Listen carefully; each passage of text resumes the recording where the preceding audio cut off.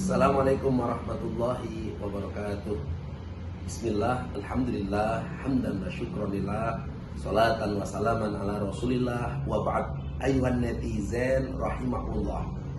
Di antara doa yang sering kita dengar manakala bulan suci Ramadan, baik doa ini dibaca ba'da sholatil maktubah, setelah sholat 5 waktu, sholat sunat, ataupun setelah selesai amalia sholat tarawih ataupun witir.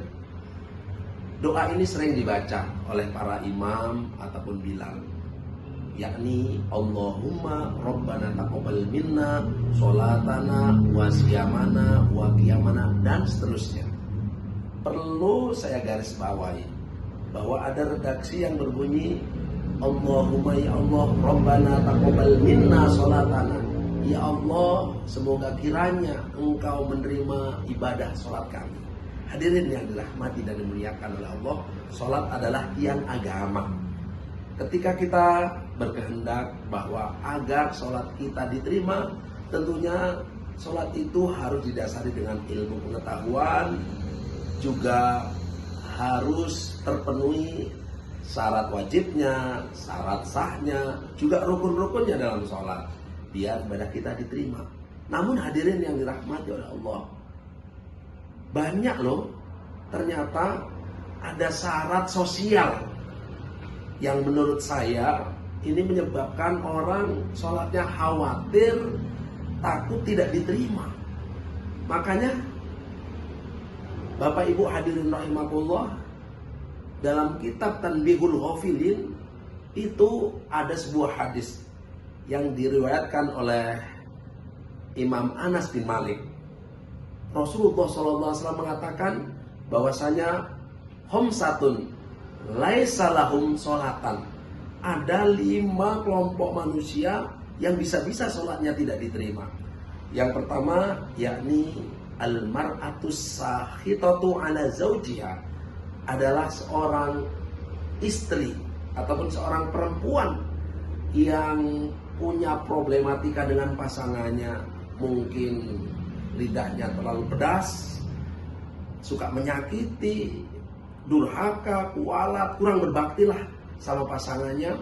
Ini menyebabkan wanita tersebut tidak diterima ibadah sholatnya. Lalu yang kedua yakni al-abdul abiku min sayyidihi hatta yarji'a, seorang budak, seorang hamba yang ngabur, yang lari dari majikannya, sebelum ia pulang bisa-bisa sholatnya tidak diterima. Lalu yang ketiga, ini dalam aktivitas sosial masyarakat ada namanya al-musorimu, yakni orang yang berantem, sakit hati, punya masalah, tidak rukun. Alladzi la yatakallamu akhau faqat salasati ayam, sama temennya tidak rukun, punya problem, tidak diselesaikan, sehingga sampai nggak setegoran lebih dari 3 hari. Ini khawatir tidak diterima ibadah sholatnya khususnya. Lalu yang keempat yakni mudminu khamrin, orang yang terus menerus mabok-mabokan, apapun bentuk yang menyebabkan ia mabok, baik itu whisky, brandy, martini, AO, Manson, sabu-sabu, nipa, magadon, triple X, heroin, ganja, narkotika, nafsa, topi miring, cimeng, oplosan, gorila, ciu, pokoknya macam-macam lah. Nah itu kalau nggak segera berhenti, bisa-bisa sholatnya tidak diterima. Bahkan ada sebuah hadis Rasul mengatakan seorang yang mabuk-mabukan, minum-minuman keras, bisa-bisa 40 subuh ibadahnya tidak diterima, sholatnya khususnya. Lalu yang terakhir, yang kelima adalah imamu kaumin yusolli bihim wahum lahu karihun, seorang imam sholat ataupun seorang pemimpin yang mengimamin sholat, tapi makmumnya tidak senang kepadanya, mungkin karena akhlaknya, tabiatnya, karakternya buruk, ataupun seorang imam sholat tidak mengerti kondisi makmumnya.